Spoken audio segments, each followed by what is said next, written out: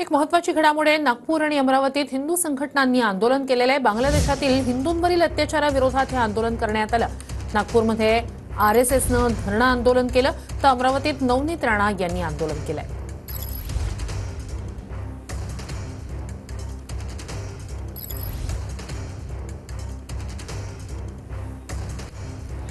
तर विदर्भात 2 ठिकाणी बांगलादेशातील हिंदूंवरील अत्याचाराविरोधात आंदोलन करण्यात आलेली आहेत। नागपूरमध्ये राष्ट्रीय स्वयंसेवक संघानं धरणं आंदोलन केलं, तर अमरावतीत नवनीत राणा यांच्या नेतृत्वात हिंदू संघटना एकत्र आल्या आणि त्यांनी आंदोलन केलं। बांगलादेशात हिंदूंवरील होणाऱ्या अत्याचाराचा निषेध नोंदवण्यात आला।